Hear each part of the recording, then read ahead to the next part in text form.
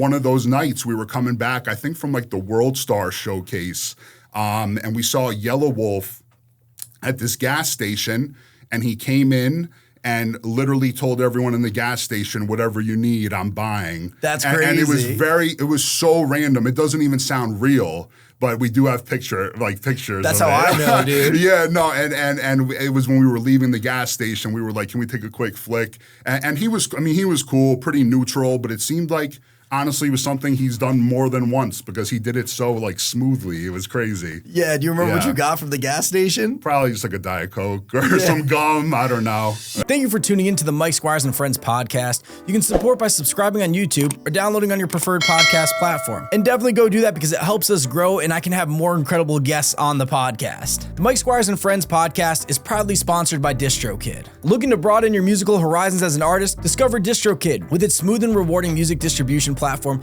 DistroKid offers unlimited uploads while ensuring artists retain 100% of their royalties and earnings. Join the community of over 1 million artists who trust DistroKid to distribute their music across major platforms like Spotify, Apple Music, YouTube, TikTok, Tidal, and so many others. Having personally used DistroKid since 2018, I can attest to their superiority amongst distribution services. Collaborating with fellow artists has become effortless, especially with the ability to easily send splits of songs, streamlining the creative process. With the DistroKid app, accessing these benefits is now more convenient than ever. Safely sign up or log in with two-factor authentication, upload releases on the fly, monitor earnings, and withdraw funds from your DistroKid bank. Stay updated on royalties through push notifications, effortlessly share hyperfollow links, manage account details seamlessly, and track streaming stats from Spotify and Apple. Additionally, explore Mixia for professional-grade mastering, DistroVid for music video distribution, and Instant Share for secure file sharing with collaborators, producers, and more. The DistroKid app is available on both iOS and Android. Download it today from the App Store or Google Play Store to revolutionize your music career. Visit distrokid.com/VIP/Mike Squires to get 30% off your first year membership. Now sit back, relax, and enjoy this episode of Mike Squires and Friends.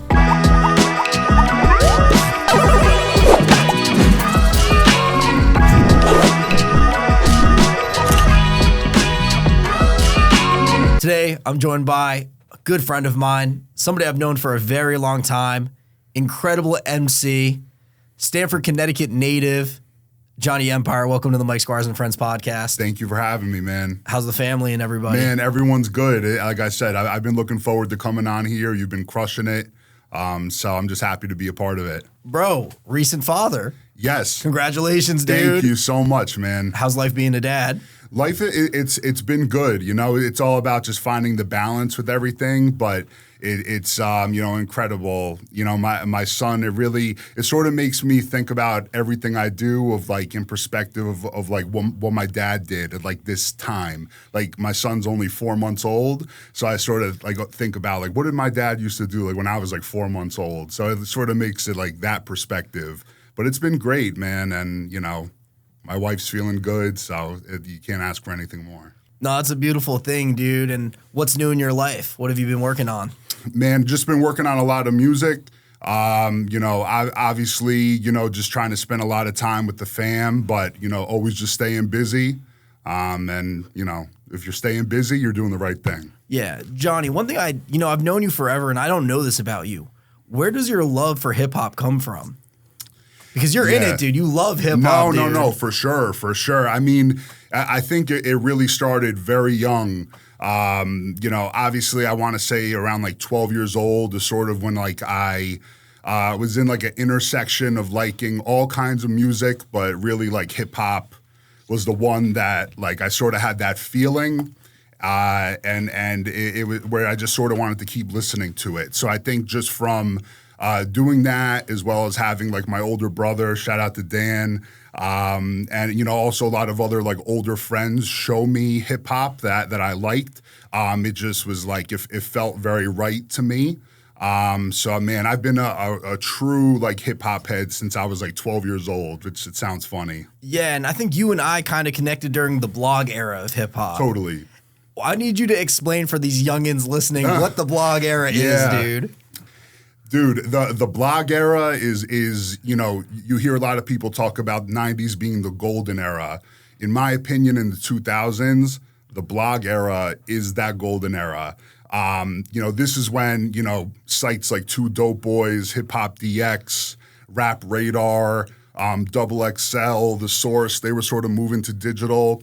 But really, the play was trying to get on blogs. And as an artist, always submitted stuff. But that's also where I found out a lot about like new artists and producers and projects. And, you know, to me, I was one of those people where I was checking blogs like all day just to hear what else is dropping. So there have been so many artists from that era who've like really solidified their spot in the game. So I think the blog era is just special.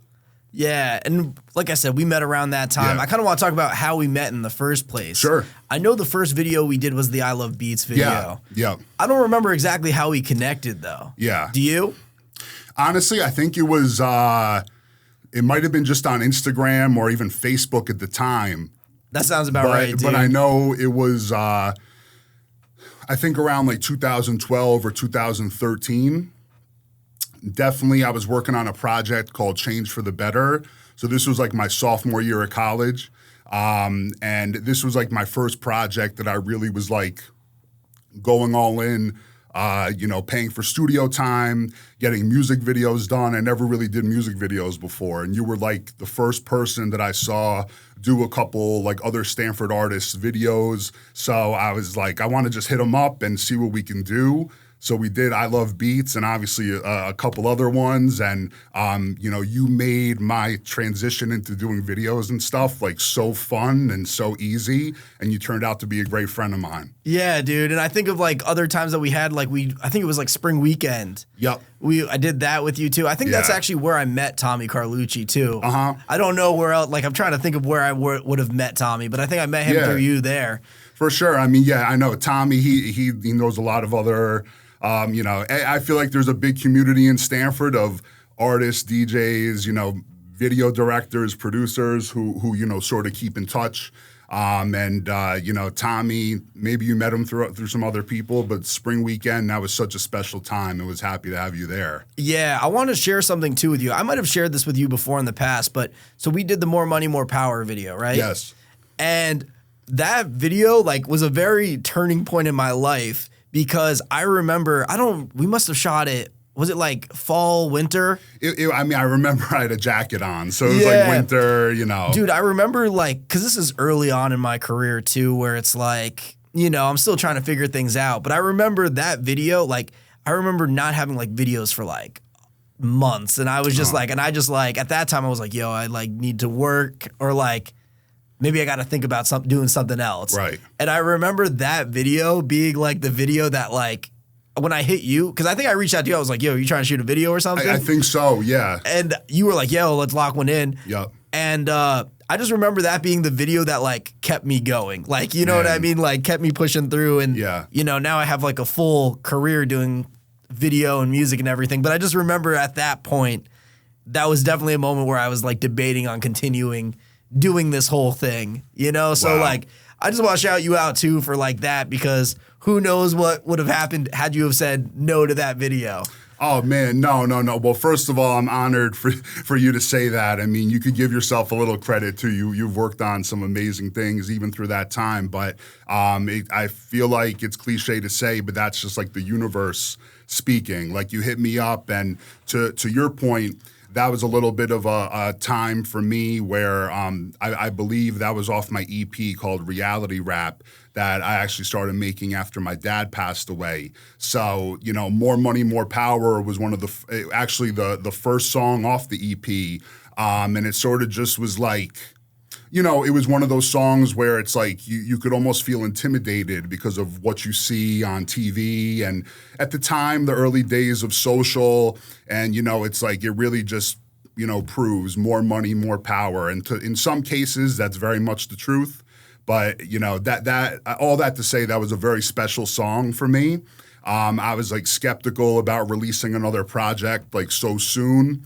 And when you hit me, I was like, yeah, let's just do this video. You know, we shot it at a few different places around Stanford, and man, it's always a pleasure locking in with you. So it's an honor to hear you say that. Yeah. What inspired you to start rapping in the first place? Because I don't even know if I know this story, Johnny. Like, what was the first song that you made?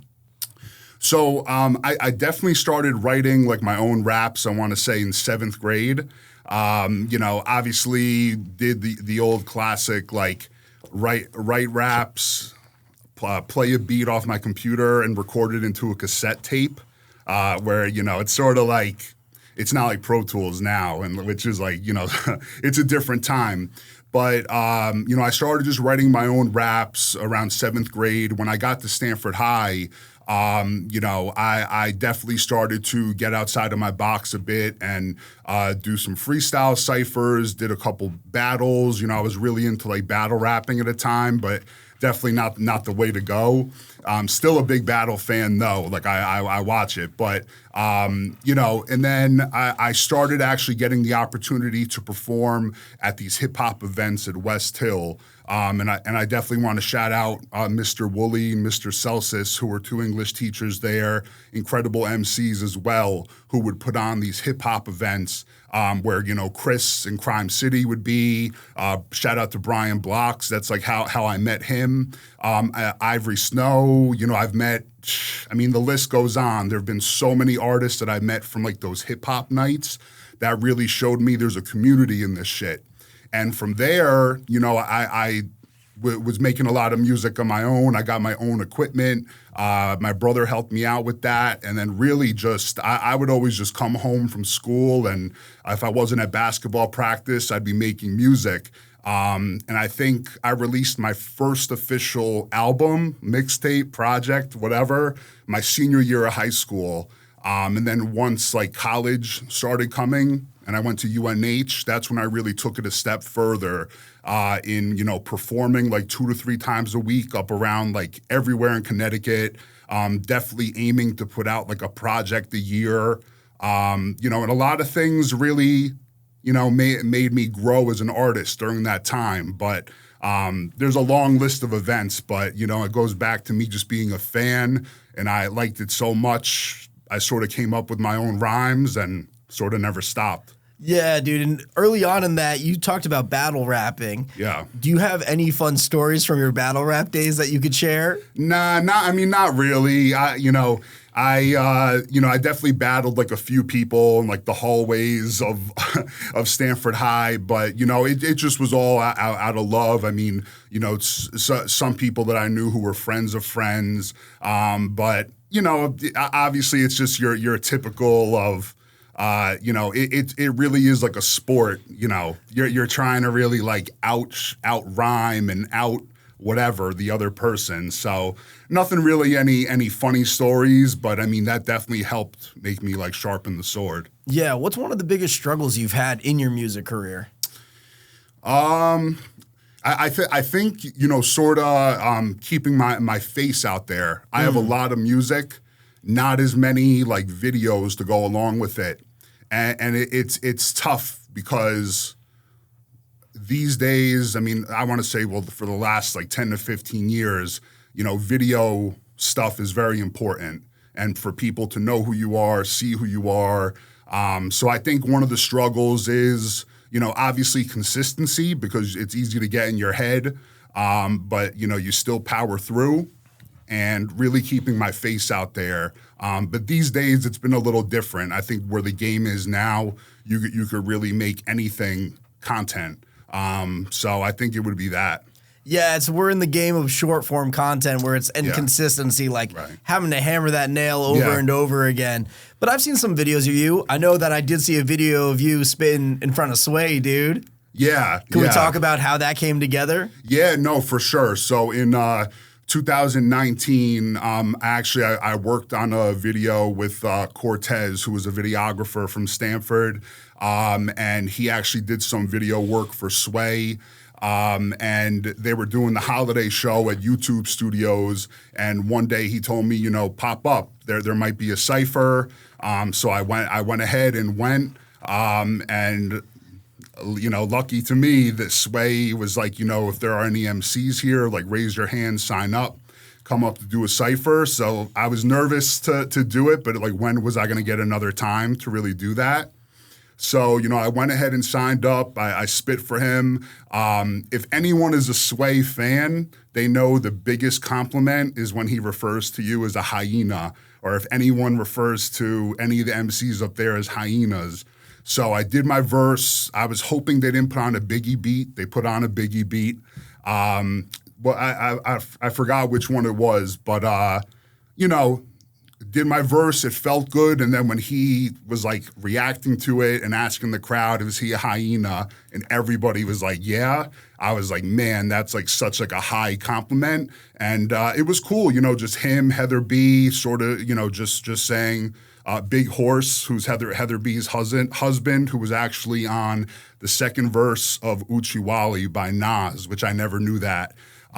With them just saying like, "Dude, you're good, just keep going." That was like very, very fulfilling. Yeah, dude, and I watched the video and I saw Heather B. You know, the thing that I really enjoyed is that she really took her time to like, you know, give her notes versus just being like, it was good and just like be on with it. Like she really gave you constructive criticism, which I appreciate. Another random story I know is that you ran into Yelawolf at a gas station. Yes, wow, dude. Can we talk about that story? Yeah, well, my senior year. Well, first of all, I just want to shout out, you know, University of New Haven. Big ups to my boy K Woody and Doc. So our last year for our spring break, we decided to go to South by Southwest in 2015, and this was such a pivotal time, man. I don't want to say I'm the reason why these guys are stars, but South by Southwest was the first time we saw Post Malone and Lil Uzi Vert perform everywhere.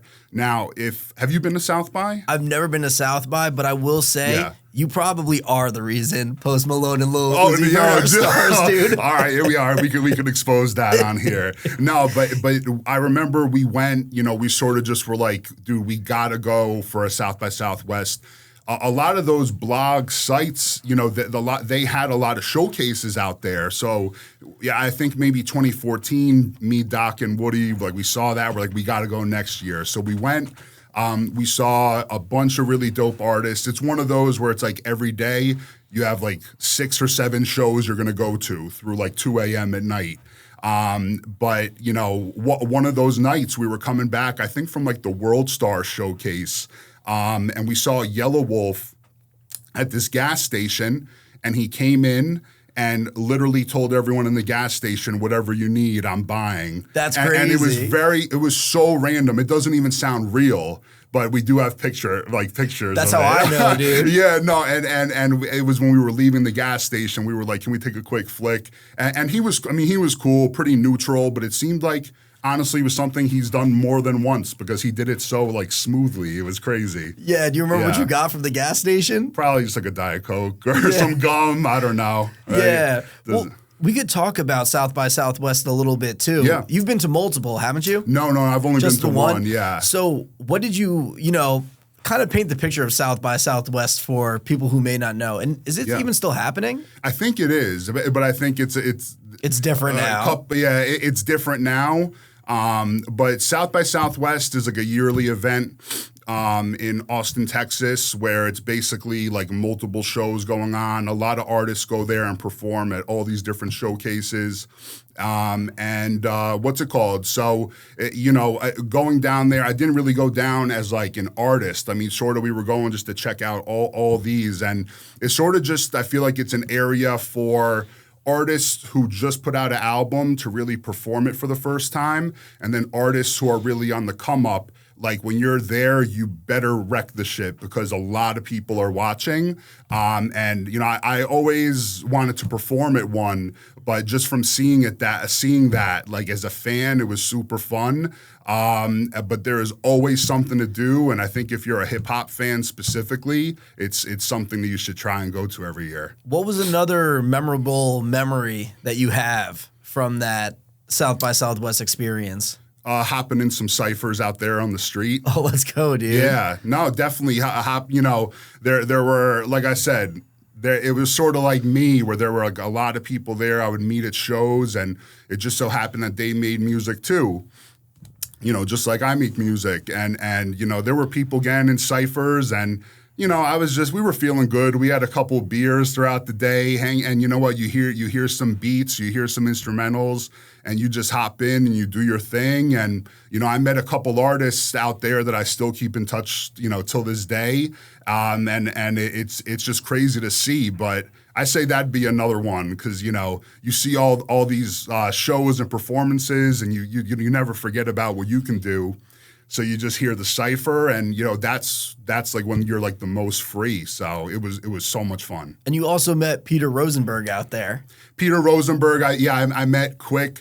We didn't really speak too long, but this was actually at the Mass Appeal showcase where I met probably the most amount of people at one showcase ever. So I saw Peter Rosenberg, said what up to him. I met the producer Exile, who produced like for the legendary album Blue in Exile.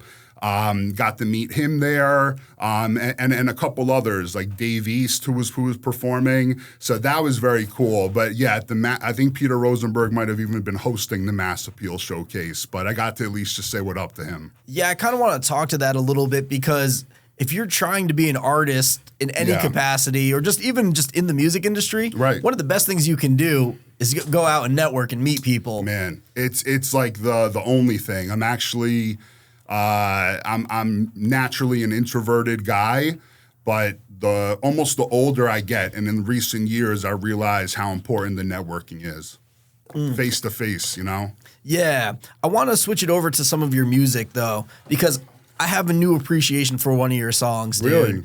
Cold Thoughts. I'm in the middle of watching The Sopranos right now. Okay. What season?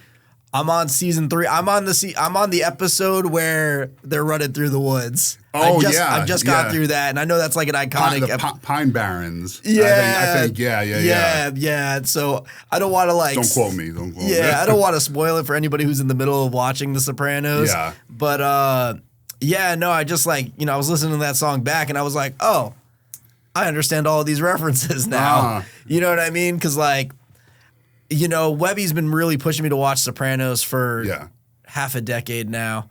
But yeah, when you write a song like that, what inspires you to make a song like that? Cold Thoughts, it really came from the beat. And I want to shout out my boy Chaos Sun, who I've been making music with since I was like 15, 16. And that beat, it really just sounds like some like mafioso type shit. Yeah. Soprano vibes, but it really, Cold Thoughts was one of those songs where I sort of just was writing what was coming to me based on the beat. Very dark, some punchlines, still trying to keep the wittiness in there, still around the real like dark end.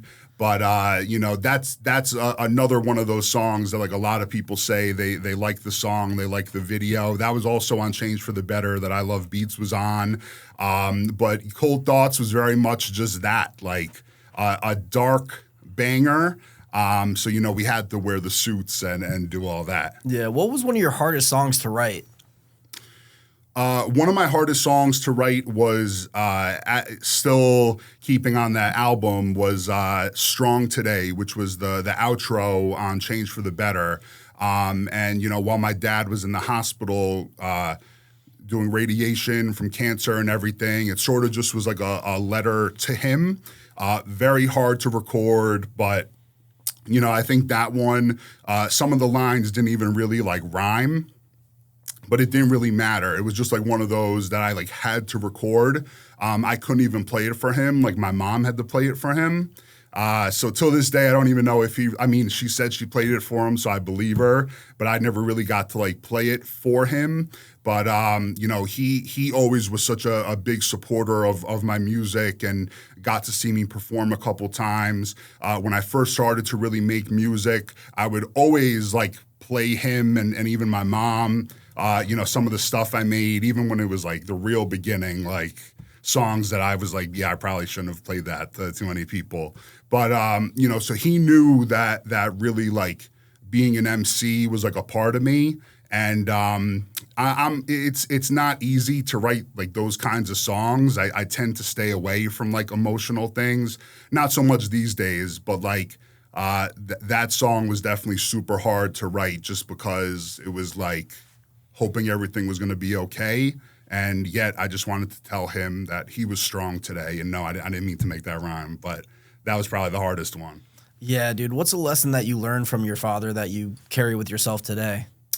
To, always just stay busy, love your family, always understand that people come from all walks of life, and it's never a bad thing to have different kinds of friends, friends that push you to do certain things.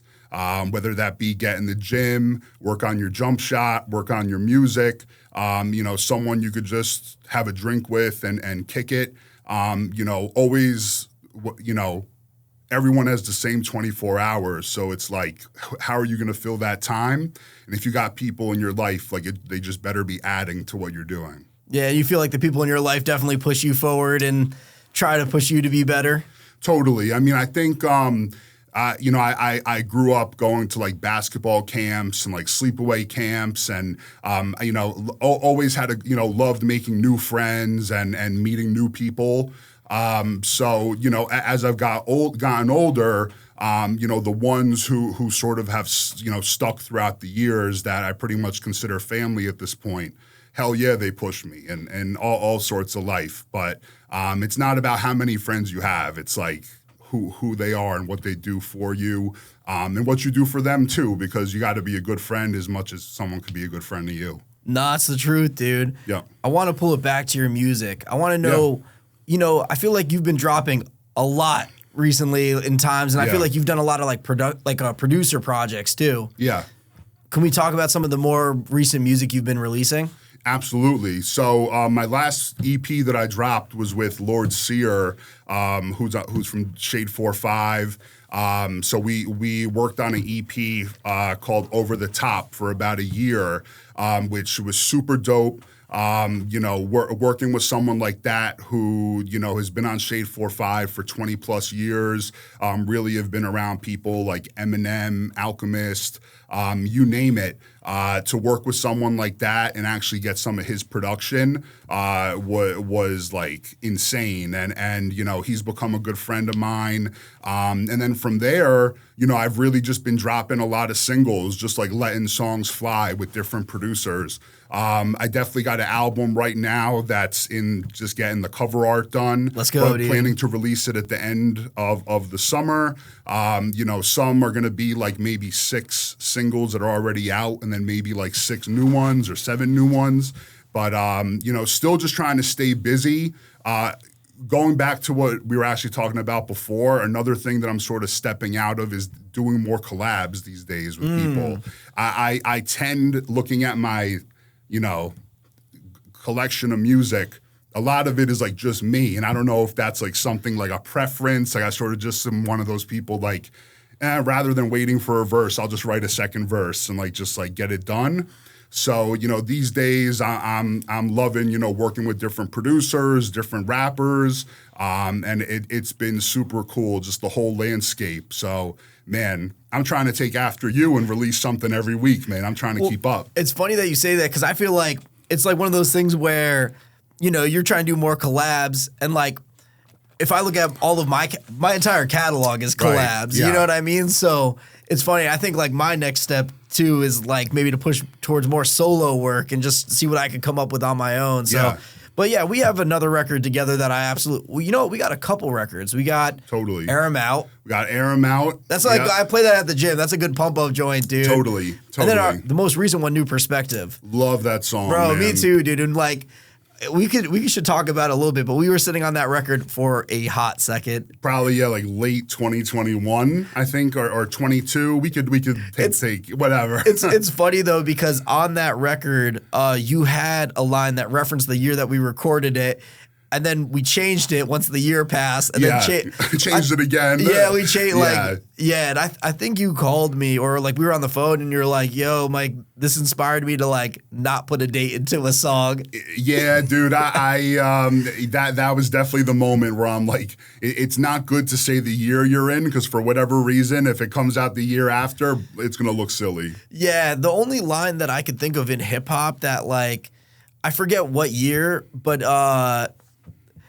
It was fabulous. And he's like, I got that iPhone 4 FaceTime. Oh, yeah. I was like, now you listen back to like that song, you're like, dang, dude, mad dated. No, that's yeah, I know, man. Well, first of all, that's like one of the greatest hip hop lines of all time. Oh, so, yeah, I just have dude. to put that out there. Yeah, and that beat is insane. It too. is, no, absolutely. But dude, new perspective. Just to go back to that, I you know, like I said, we really hit it off with you doing the videos, and when I had the chance to really see you like produce and make beats and write songs, it was very cool to see. And when we finally were able to like air them out, I recorded my stuff and sent it to you. World Domination, like sort of the same World thing. Domination is a good one too. Another banger. New Perspective though we did in the studio. New Perspective we did in the studio. That was the first time we really spent like a significant amount of time working together, and it was just so much fun because I think a little bit we're similar in the sense of like sort of crazy when it comes to like we never mind listening to the same thing hundreds of times over and over. We never mind telling each other like, you know what, this sounds a little bit like this. Why don't you try this? You try it doesn't sound good. We go with the other one. We try it sounds good. We do this. One of the things as an artist that has been tough is I love anthemic records. And to me, you are almost like a master of that type of music. So New Perspective to me was one of those where I liked the hook when we wrote it, which we sort of like co-wrote. But you really made it to where it's like I could hear that being played at stadiums, and that hook to me is like one of my favorites, and the verses are dope too. But something about that song, like I hear it and I'm like, man, this is truly like a Mike Squires and Jonny Empire banger. Like it was like the perfect blend of like us two on a record. So I love that one. Yeah, first off, thank you for all the kind words, dude. Yeah. But yeah, me too, dude. And like there are a couple records that I've like produced, this one included, that like really get me motivated. It's like one of those ones where it's like you listen to it and it really does give you exactly what it claims, a new perspective, and it's just like just a feel good, positive vibe. And I do like that anthemic, like big feeling, like because when I try to cook up songs, I like imagine like, yo, could we produce this or like play this in front of like a stadium of people and would it hit, you know? So that's kind of what I look for. But yeah, and we definitely got a couple others in the vault too that need to make their way to the surface. Oh dude. Yeah, they're coming. But yeah, what are some tools that you've used in your music career that have been like helpful for you? I would say actually these days having the freedom to release music whenever you want. A lot of it is, I'm actually thankful to DistroKid because it really gives me the opportunity to, if I want to release something even 2 weeks prior to it dropping, it just gives you that option to really, and it shows up everywhere. So I think to me, as an artist, giving me the freedom to release stuff whenever I want, not really having to wait on anybody, that's been great because there's never a time someone could say like, oh, Johnny, when was the last time you released a song? Like, if you go check, I mean, it's consistent. Johnny, that was the correct answer, dude. That was the right. But no, I just want to say, like, shout out DistroKid, the sponsor of the podcast. But it's honestly true, dude. Like, the more self-sufficient you become in music, the easier the whole journey is going to be. Like, if you're able to record yourself, if you're able to mix and master, even if you don't do the final, but enough to get like the idea to translate to somebody. If you do your own cover arts, if you do all that stuff by yourself, it's just going to help and make your journey of music that much easier. Because the less you have to, I mean, I think that applies to anything. The less you have to rely on anybody, the better. It's true. I mean, no one really showcases that like more than yourself. And I mean, I don't, I'm coming on here complimenting you, but I've told you this as well, man. I think it's just, you can really learn certain things from people. And just the art of like collaboration and like release prep. And being structured, it's not easy, but it's something that I've tried to really take upon my thought process when I put together projects. Yeah, dude. What's been one of the biggest moments of success you've seen in music? Hearing myself on the radio. Let's go, dude. What was that feeling like? I couldn't believe it. I'm actually a kid who loved being driven around and listening to the radio. My parents would really play a lot of different kinds of stations. I remember vividly, going to certain places, and there's a song that reminds me of like an exact moment. And I was very much like a radio kid. And when I was working with Sear on this project, one day he was like, I want to play one of our songs. And this was like early on. We probably just recorded like 3 songs off it. And he played it, and I got to hear it on the app, like the Sirius app, which was very, very cool. But I want to also tie in a very recent opportunity where I was driving around with my wife and my son, and my song came on the radio again. So it's been multiple times, which, every time I hear it, it's like the same feeling. I just can't believe it. And if this is the only wave I'm on the radio, that's cool, because this is like a dream. I got to hear a song come on with my family in the car, and you know what? It just goes to show, like, Jonny, you're moving in the right direction. So hearing myself on the radio is definitely number one of, like, anything I've been doing at this time. Bro, I can't even imagine like that feeling, just having all the people you love, just like, and did it just come on like organically? With listening to Sear, it was. I mean, there was like a new single. I think it was like a Big Sean single, and it went right into one of our songs. And shout out to Lord Sear, because he plays our stuff almost every day. And till this day, I get a lot of people on Instagram who follow me because they hear it. People that I really used to really be around message me and say, like, am I tripping, or did I just hear you on Shade 4-5? People sending videos of, like, boys from California, from the South that see it, and man, it could actually make the hair in my arms stand up, because all you want to do is just be heard. And when you have the opportunity to, like, hear yourself on Sirius XM, like Shade 4-5, it's like it never gets old. Yeah, dude. I know that you've worked on some insane other projects too that I'd like to talk to if you're cool with. Sure. I know that you worked on a comic with The Weeknd. Yes. Could we talk about that whole experience and maybe give a little information on like how that came to be? Yeah, for sure. So I do. So I work for Marvel. I do brand partnerships with them. Back in 2017, we had the chance to work on a comic called Starboy for The Weeknd, which was, his opportunity to have Marvel create his own original comic. So that one was great. He had a chance to come to the office, and we met him, and such a nice guy, such a big comic fan. And it was interesting just being in the room to really see this, bring it to life. And this was like probably the first music project that I was like a fly on the wall for. It wasn't really my main project, but I got to really like see the process from like the outside looking in, because it was through our team. And, getting that to the public was great. The big thing that really separated it was we actually had The Weeknd come to the Marvel booth at New York Comic-Con in 2017, which, man, the people were going nuts. And it was just cool to see him like really promoting a comic that our team worked on. And I was like, yo, this is actually like huge. And it's like actually tying in what I love and like what I do for a living. So it was like very cool to see. And, people, I sometimes still see people talking about it, even though The Weeknd, I mean, he's done some crazy things, but what a moment in time. And that was like very cool. Yeah, and I bring it up just because there is a crossover in my eyes where it's like, it's music based, you know what I mean? Yeah. I know there's other music collabs that you've done through Marvel too. Are we allowed to talk about that? Yeah, okay. No, for sure. No, I mean the ones that are out.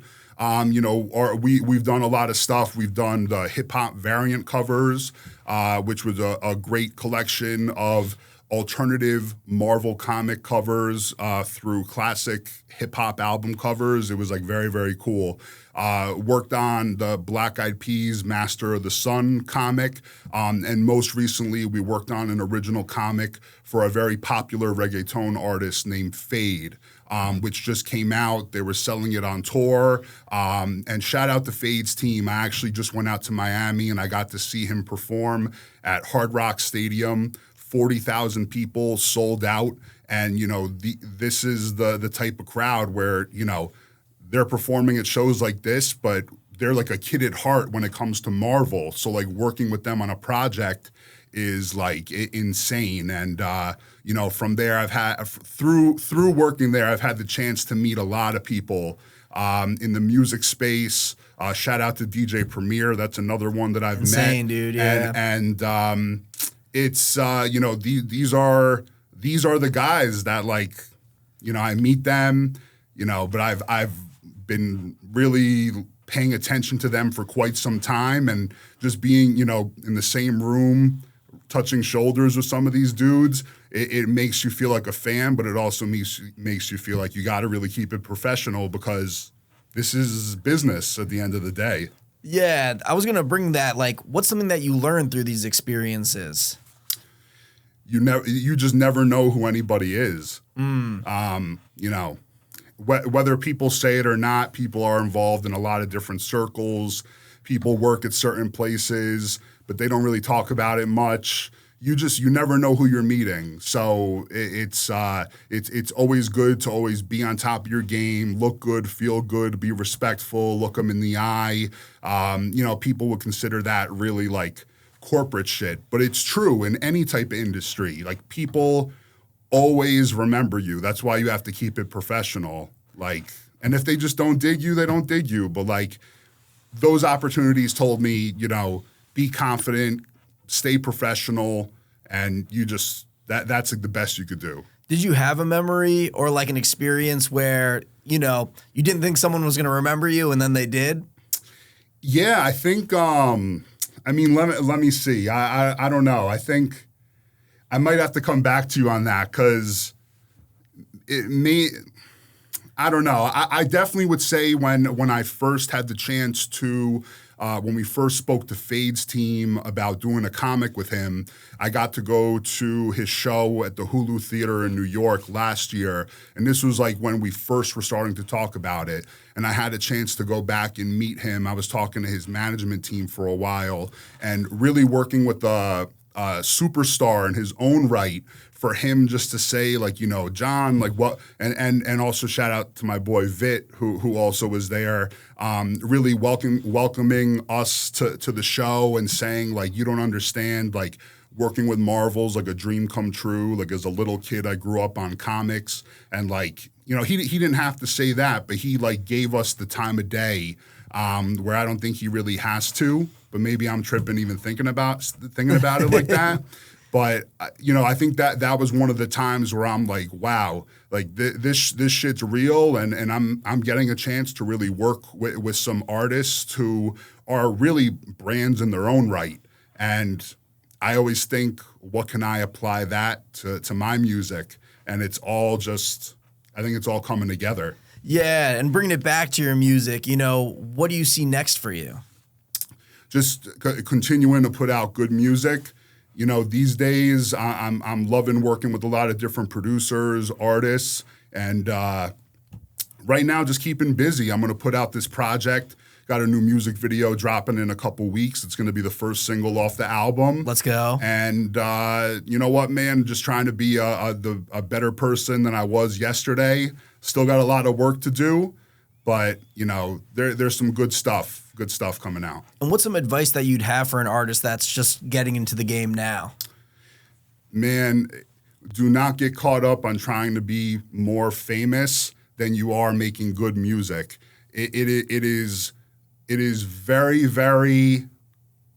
It's like you need to make good music. Like, if you want to really be anywhere within the music space, it always comes back to the music. So, shout out to the people that have the look, But if you're dealing with certain people who are MCs or really appreciate the hip hop culture, it comes down to, how nice you are. So I think for right now, really study the greats, study some of these classic albums, what they did, and don't be afraid to really try new things. No, that's real, dude. Yeah. And when you talk about the greats and stuff, like, who are some of your influences or people that like inspired you to, get into the career of music? Yeah. I actually like the way you phrased that, because there's the classic one where it's like, who are some of your favorite rappers? But a lot of people, especially as artists, don't talk about the specific artists who influence you to make music. Like, obviously I've shouted out, Nas, Prodigy, 50 Cent, like G-Unit, Dipset. Those are some of my favorites. Jedi Mind Tricks, a lot of the underground stuff. But when it comes to people who, like, I remember hearing them and my total mindset shifted of, like, I got to do this. I got to step my shit up. Shout out to Little Brother. Shout out to Dilated Peoples, like Evidence, Alchemist. Shout out to Fashion from the California. Shout out to some of these underground hip hop crews from New York that you might find on YouTube and you didn't even know they existed. They only put out one project, and the song really stops time, and you're like, wow, like this is how I want to rap.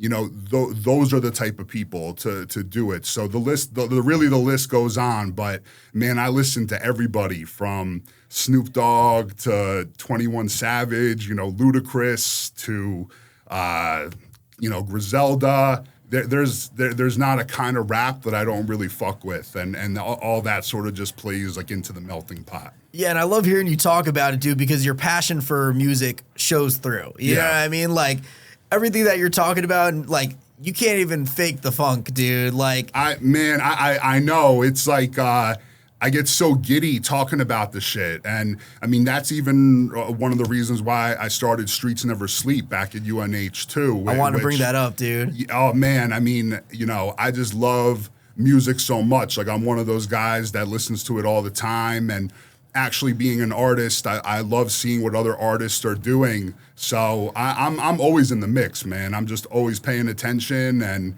there's a lot of people doing their thing out here. Yeah, but I want to wind it down, but before we get out of here, can we talk a little bit about Streets Never Sleep? Yeah, so Streets Never Sleep was a radio show that myself, shout out to Doc, Tommy Carlucci, shout out to Anabolic, Jen Wavy, where we started this at the University of New Haven for 4 years. I would say we pretty much had the premier hip hop show every Wednesday from 10 to 12, and we would have all these different guests coming through, being interviewed. The last half hour of the show would always be a cypher. You've come up a few times, man. I've had the opportunity to have a lot of people come up for interviews who are still doing their thing now, which it's very dope to see. And that was just my way of creating something, of giving back to the world of what I got in from hip hop radio. So it's very much was inspired by Sway, Stretch and Bobbito, Halftime Show, where I just wanted rappers to come up and rap their asses off, play new records, play old records, have conversations.